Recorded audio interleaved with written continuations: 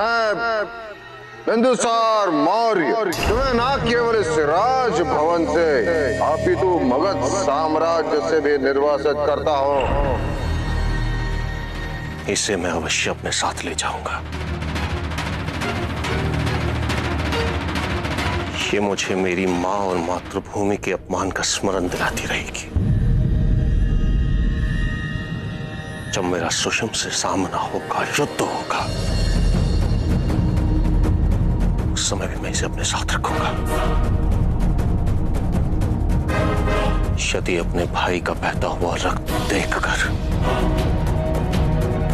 मुझे अपनत्व आने लगे, दया आने लगे उस पर, तो इसे देखकर मैं उसके पशुत्व का आभास कराऊंगा अपने आप को।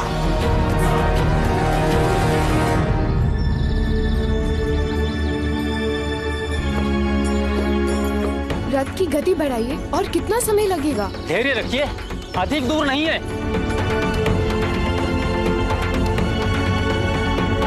माँ, माँ आप ये क्या कर रही हैं? मुझे विलंब हो रहा है माँ, मेरा यहाँ से निकलने का प्रबंध कीजिए। सब कुछ तुम्हारे कक्ष में रखा है। माँ यदि मेरे कक्ष में होता और मुझे मिलता तो मैं आपसे क्यों कहता? आइए आप।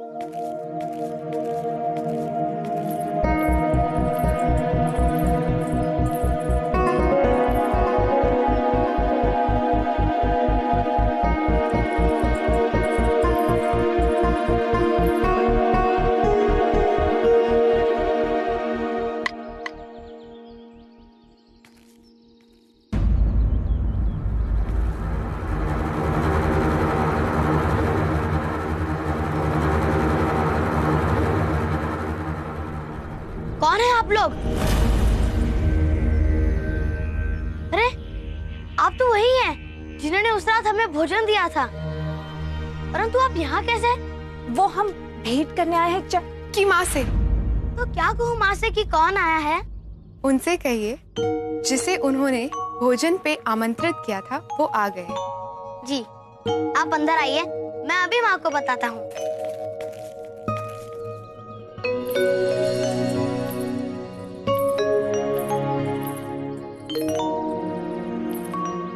राजभवन में रहने वाले आज इन परिस्थितियों में रह रहे हैं। आपको निमंत्रित करके मैं स्वयं ही भूल गई। अचानक ऐसे कार्य आ गया कि उसी में व्यस्त थी सुबह से। क्षमा मत मांगिए, यदि आप व्यस्त हैं तो मैं फिर कभी आ जाऊंगी। नहीं नहीं, इतनी भी व्यस्तता नहीं है। आइए पधारिए।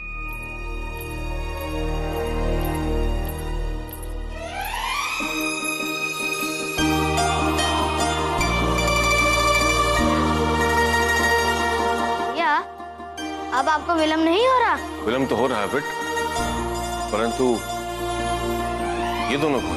पता नहीं, कह रहे थे कि माँ ने उन्हें भोजन पर आमंत्रित किया है।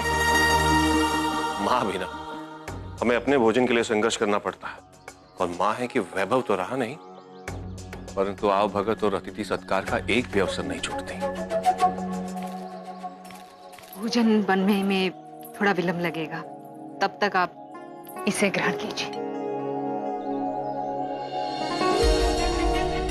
संभवतः अशोक ने भी उसी थाली में भोजन किया होगा। माँ, मैं अभी आई।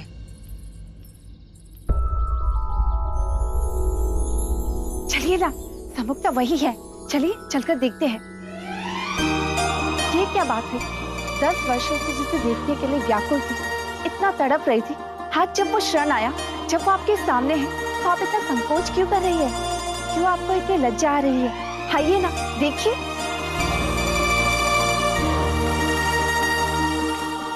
माँ ने आप लोगों का ध्यान रखने को कहा है। यदि कुछ चाहिए तो निसंकोच होकर कह सकती है मुझसे। अरे आपने तो कुछ खाया ही नहीं। अब थोड़ी दुविधा थी, किस फल से आरंभ करें समझ नहीं आ रहा। आप सहायता कर दीजिए। आम से, सबसे मीठा फल है। और आपके भैया का? केले पसंद है उन्हें। भैया कहते हैं कि केले खाने से शक्ति भी आती है और पेट भी अच्छा रहता है।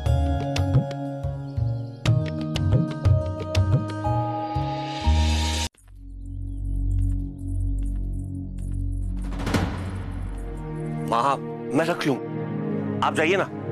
आरती की तैयारियां कीजिए, मुझे शीघ्र अतिशीघ्र निकलना होगा। पता नहीं क्यों चिंता हो रही है। इस प्रतियोगिता को लेकर मन में आशंका हो रही है। सब ठीक होगा ना? माँ, आप 10 वर्षों के पश्चात मुझे अपने से दूर भेज रही हैं, लड़ने भेज रही हैं मुझे, वो भी अखाड़े में। ऐसे में माँ की अपनी संतान के प्रति चिंता होना तो स्वाभाविक है, और कोई बात नहीं है माँ, आप निश्चिंत रहिए। अब आप जाइए, शीघ्र जाइए आप, अन्यथा मुझे और विलंब होगा माँ।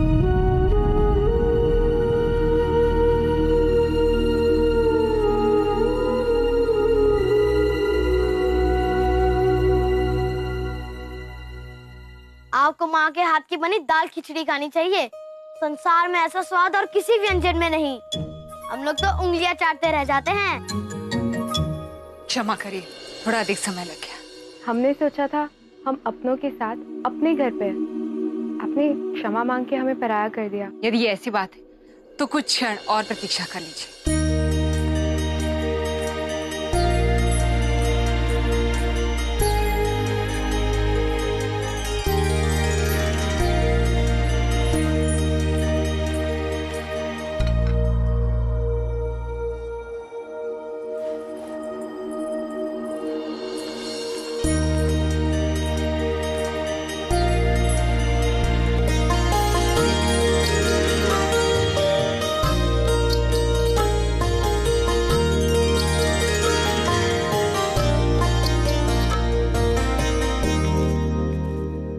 अब और प्रतीक्षा संभव नहीं है माँ, विलंब हो रहा है। बस अभी आई।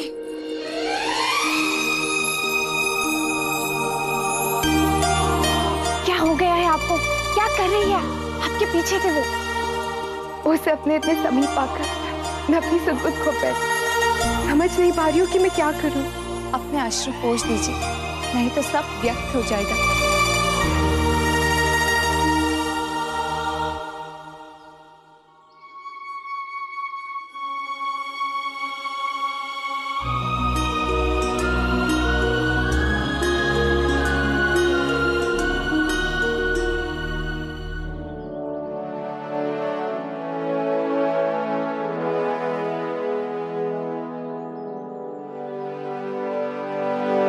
स्मरण रखिएगा पुत्र, तुम्हारा विवेक, तुम्हारा संयम और तुम्हारी सहनशीलता, यही तुम्हारा सुरक्षा कवच है। अपने क्रोध और अपने आक्रोश पर नियंत्रण रखिएगा। अपनी मां की दी हुई सीख स्मरण रखिएगा और लड़िएगा, विजयी होकर लौटिएगा। आपका आशीर्वाद, आपका रक्षा कवच और आपका विजय तिलक सदैव मेरे साथ होगा।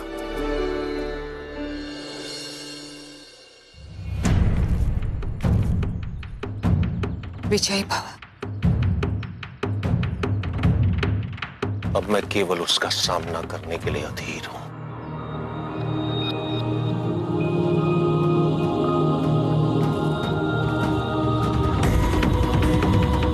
विजयी भव।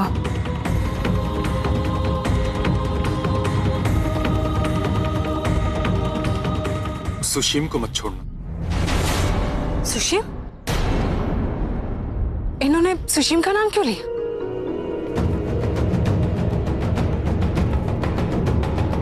हाँ मां, सुशीम वो बुराई का प्रतीक बन चुका है सबके लिए मां।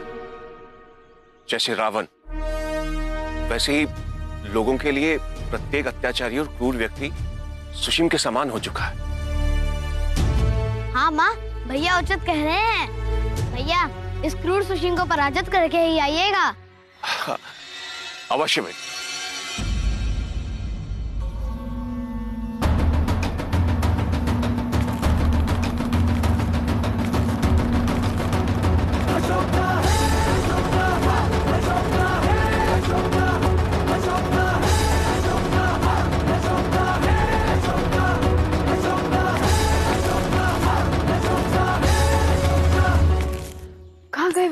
वो तो यहाँ नहीं है।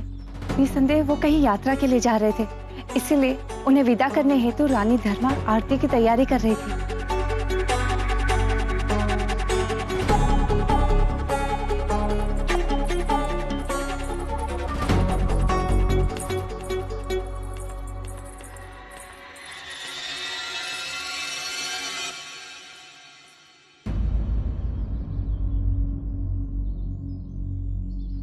विदुताई चले गए। घर आए अतिथि का आदर सत्कार भी नहीं कर पाई मैं। हे ईश्वर, मुझे क्षमा कीजिएगा।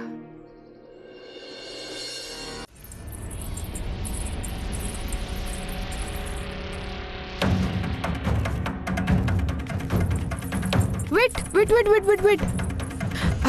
आपके भैया कहाँ हैं? भैया वो अभी तो यहाँ से गए।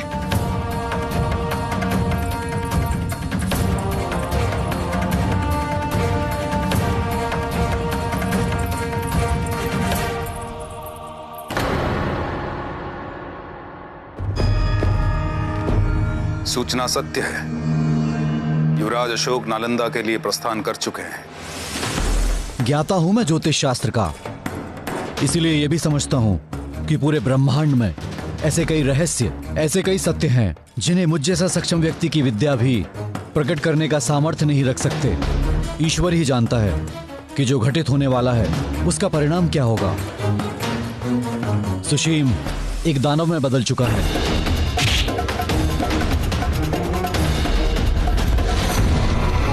जबकि अशोक में वो सामर्थ्य है, सत्य के प्रति निष्ठा है उसकी। प्रतिशोध की ज्वाला में तपकर और भी निखर गया है वो। धैर्य ने उसे अपराजय बना दिया है। कोई नहीं कह सकता। जब दो महाशक्तियां आपस में टकराएंगी तो क्या परिणाम होगा, परंतु इतना निश्चित है, बहुत बड़ा परिवर्तन होगा। इस महासंग्राम के बाद होगा महासंगम। अलग हुए परिवार पुनः मिल जाएंगे। मगध के लिए, पाटलिपुत्र के लिए और अखंड भारत के भविष्य के लिए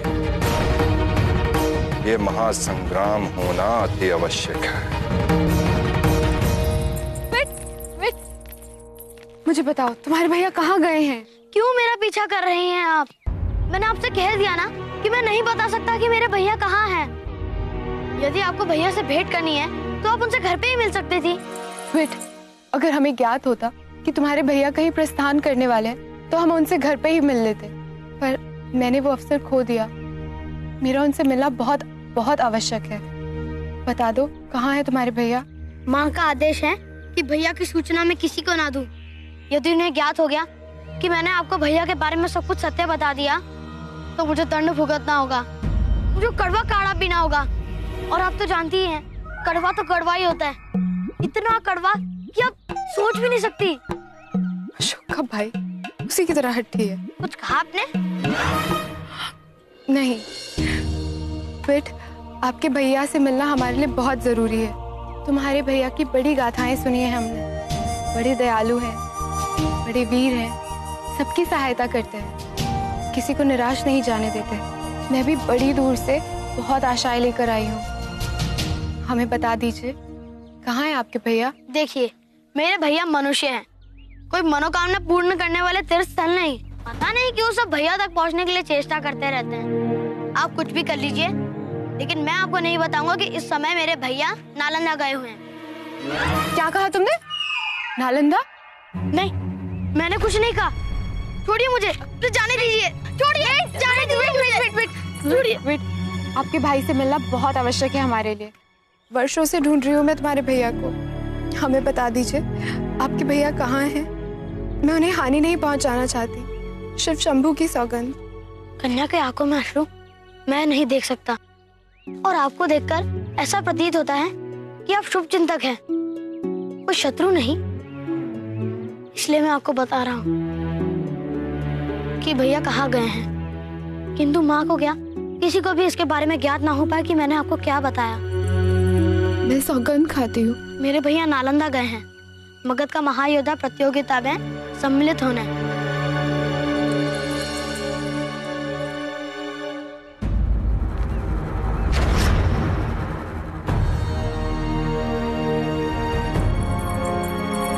अरे भोजन तो भैया उचित कह देते हैं, कन्याएं विचित्र होती हैं। तुम नालंदा नहीं जाओगी कौरवकी, नहीं जाओगी तुम।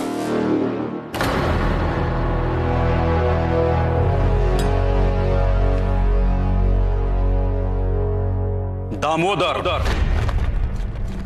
महामात्य ये बलिष्ठ और प्रशिक्षित योद्धा है।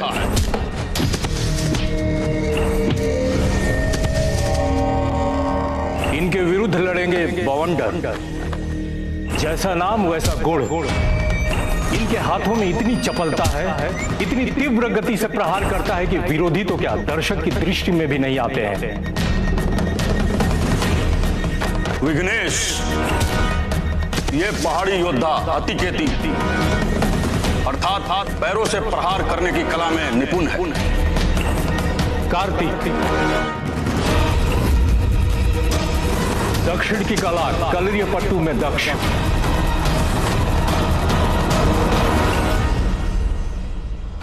बकोदर तलवारबाजी में निपुण। गजराज बहुत बलशाली है, हाथियों का बल है इसके अंदर।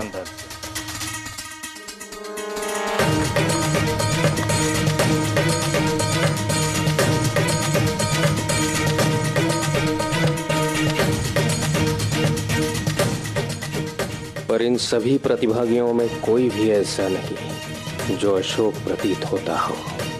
उसे ढूंढने के लिए ये प्रतियोगिता रखी है और वो ही नहीं मिल रहा। ये है हमारे दल का अंतिम योद्धा मल्लू।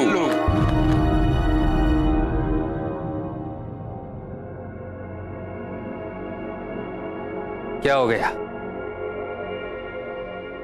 सब मौन क्यों हो गए? प्रतीत होता है कि आजकल राजकाज में अति व्यस्त हैं, इसीलिए महल को छोड़कर बाहर की दुनिया से अनभिज्ञ हैं। मल्लू के बारे में विशेष ज्ञात भी नहीं। उसकी जंघा हाथी के समान है, गजाकार।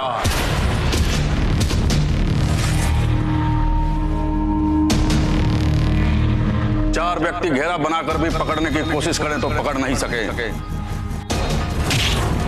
उसके बलिष्ठ भुजाओं की पकड़ अजगर की भांति।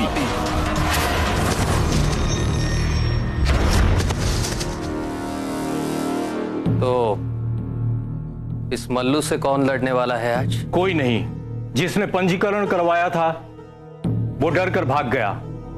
अभी राजगीर से दूसरा कोई प्रतियोगी आया नहीं है। यदि आता है तो मल्लू के विरुद्ध उसे लड़ा सकते हैं। राजगीर से आए पहले प्रतिभागी का जिस प्रकार राजकुमार सुसेन ने सर कुचला है, मुझे नहीं लगता कि वहां से अब कोई दोबारा अखाड़े में उतरने की कोशिश करेगा।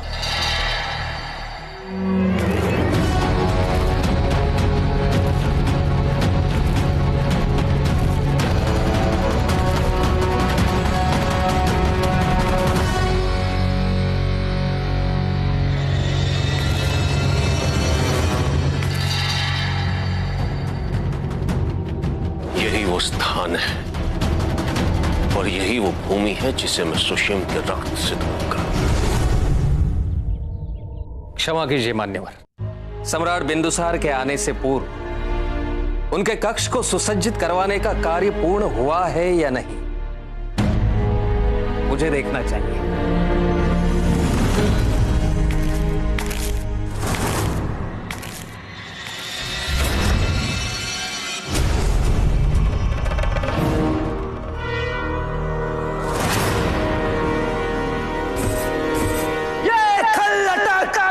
जिन्होंने मेरे गुरु आचार्य चाणक्य की हत्या का घृणित षड्यंत्र रचा।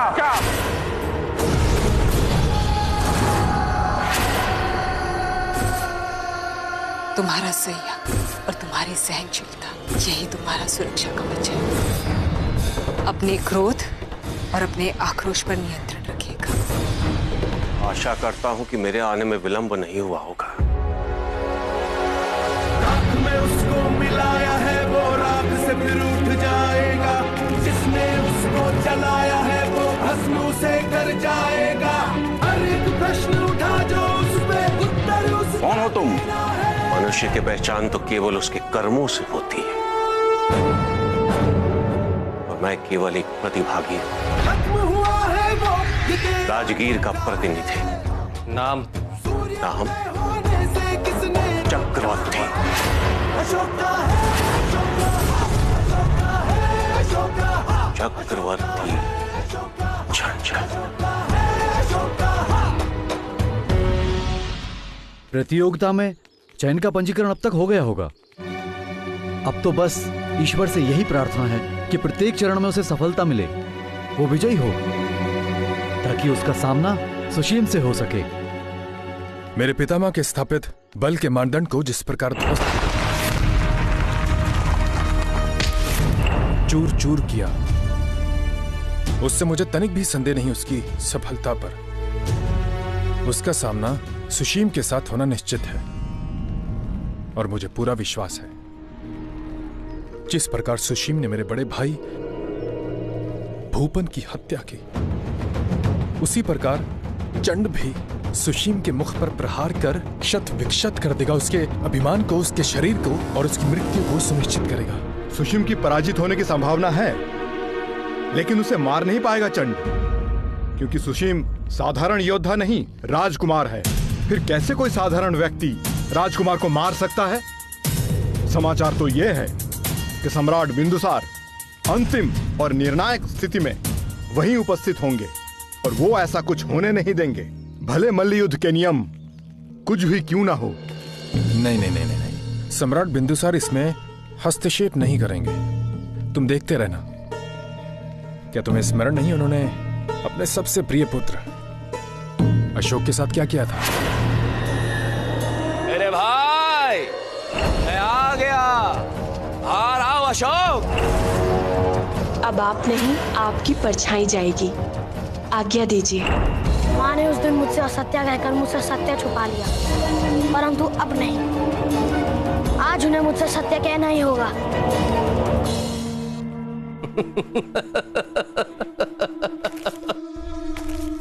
बड़ा विचित्र नाम है, चक्रवर्ती चंड। ऐसा नाम वैसा कार्य। यदि आपको कोई संदेह हो तो मैं प्रदर्शन करके आपको दिखा सकता हूं।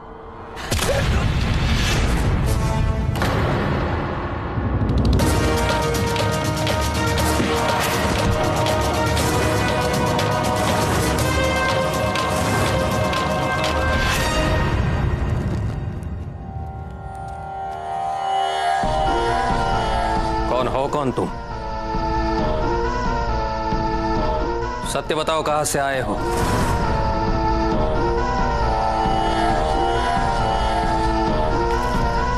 तुम्हारा पंजीकरण कर दिया गया है। आज तीसरे पहर तुम्हारा सामना मल्लू से होगा। दूसरे पहर समाप्त होने के पूर्व प्रवेश द्वार पर तुम्हारी उपस्थिति अनिवार्य है। विलंब मत करना।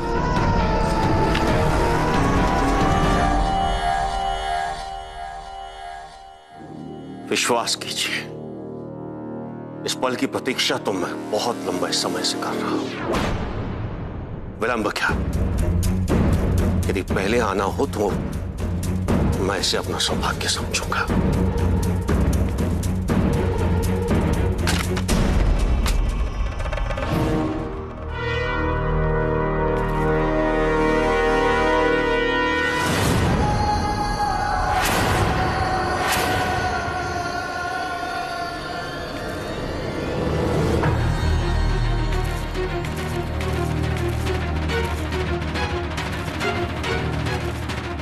मुझे विश्वास हो रहा है कि ये वही है, परंतु प्रमाण नहीं है मेरे पास।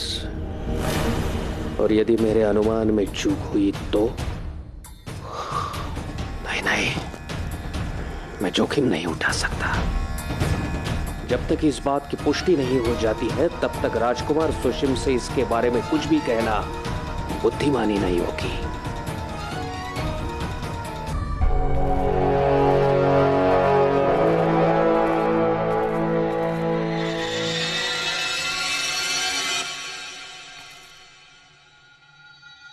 प्रतीक्षा में 10 वर्ष व्यतीत कर दिए मैंने, और मुझसे इस द्वार के खुलने की प्रतीक्षा नहीं हो रही।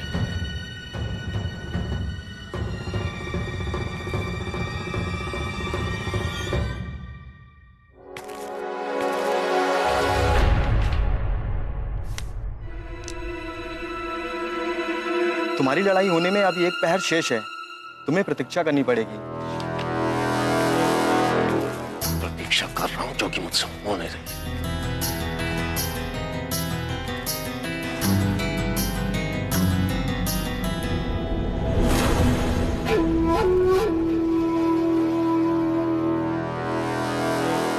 मृत्यु के मुख में जाने की इतनी आतुरता तो केवल उससे ही हो सकती है।